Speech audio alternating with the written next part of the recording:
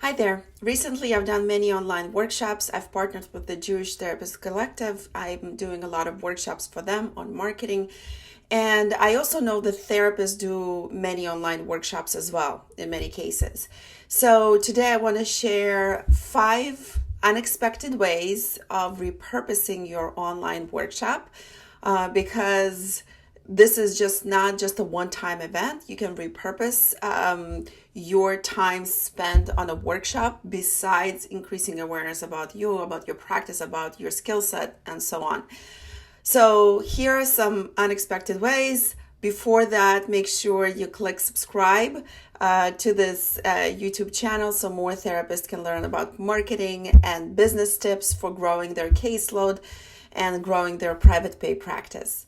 All right, so as promised, way number 1, you can record yourself with your phone. You can have you can put like a stand like this on your screen, or you can put your phone on your tripod, and you can record yourself. In addition to your regular webcam, you can record yourself speaking from the side throughout this entire workshop, and then you can take this video and chop it up and make shorts and reels with it.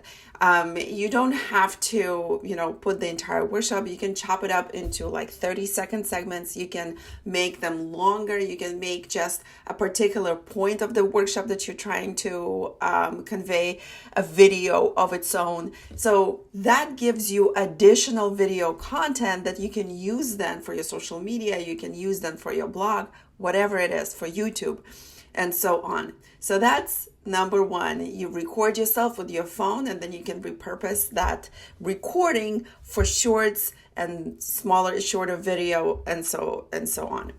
You can also repurpose your workshop in a second way. A second way is using your Q&A section as market research, right? So after the workshop, usually there's a Q&A session. So all those questions that you're getting in your Q&A session, make sure that you note them, make sure that you write them, and know the response that you're giving, because those questions that people are asking you during the Q&A are probably in a lot of other people's minds as well. So this is a great market research. This is a great way to understand what people are interested in, what people are curious about, and that gives you a lot of insight. So that's step number 2.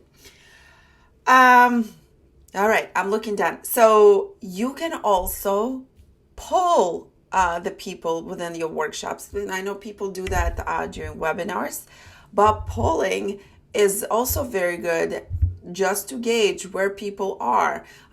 You don't have to use a special polling feature. I know that Zoom webinar subscription membership has a poll feature, and if you want to be fancy, you can do that.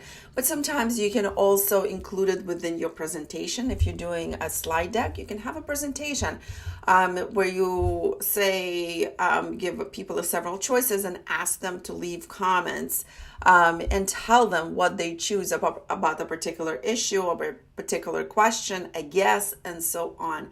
That's a good way to also gain insight into what people are dealing with, what people are looking for, what people are struggling with, and so on, and then adjust your next workshop to this particular need.